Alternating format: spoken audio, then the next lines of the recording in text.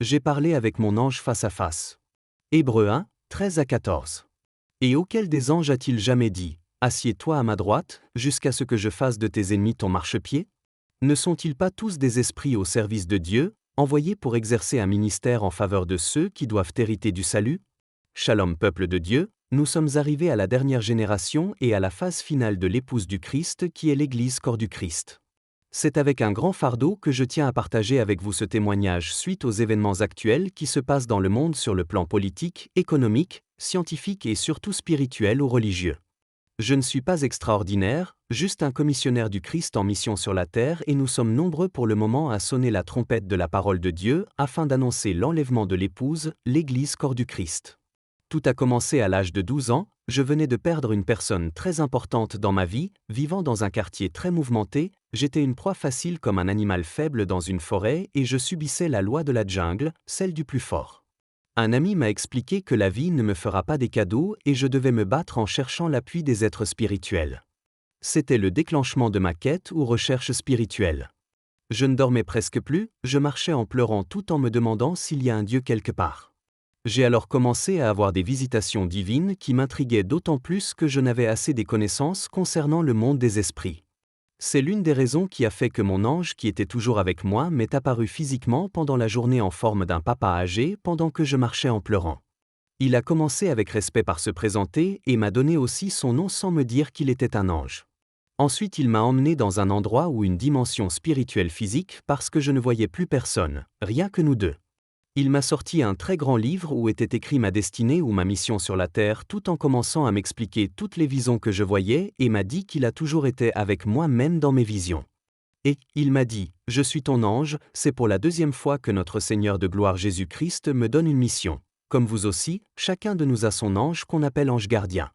C'est ici l'explication du mot ministère ou service que le monde a donné une connotation erronée parce qu'au fait d'une manière d'une autre chacun de nous a un ministère, service, ou une mission à accomplir sur la terre.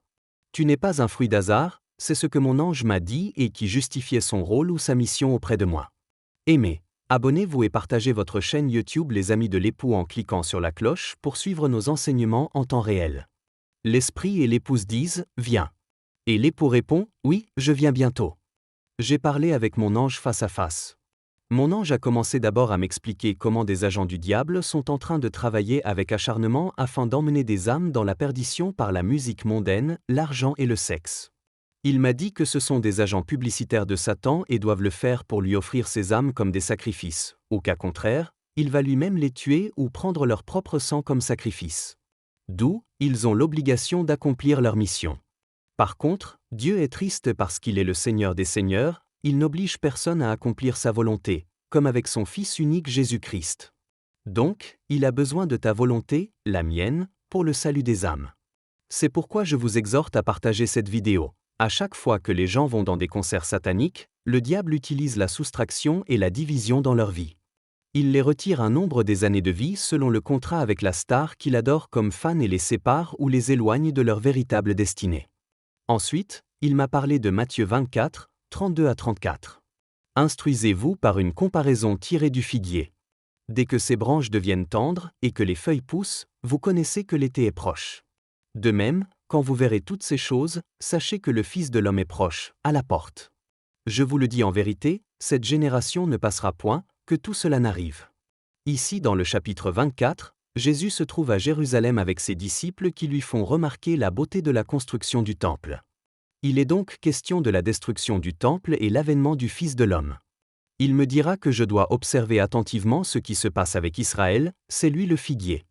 Notre mission, à lui et à moi, est d'annoncer l'enlèvement de l'épouse, il m'a dit que Dieu veut que ma bouche soit sa bouche pour le salut des âmes. La chose la plus compliquée était que si je n'obéisse pas à la mission à cause de la distraction du monde, je vais être écarté, pour remourir et comme être retiré sur la scène de la vie comme dans un film. Selon lui, dans ce cas, Dieu va l'envoyer chez une autre personne afin d'accomplir cette mission. J'ai donc compris pourquoi apôtre Paul avait dit « Malheur à moi si je n'annonce pas l'Évangile ». Restons donc humbles car la mission de Dieu s'accomplit toujours, il a toujours des remplaçants dans tous les domaines de la vie. À suivre, je veux m'assurer que cette première partie de mon témoignage a été partagée pour le salut d'un plus grand nombre des âmes. Travaille donc avec moi en s'abonnant, en aimant et en partageant cette vidéo. Jésus-Christ revient bientôt. Fil divin.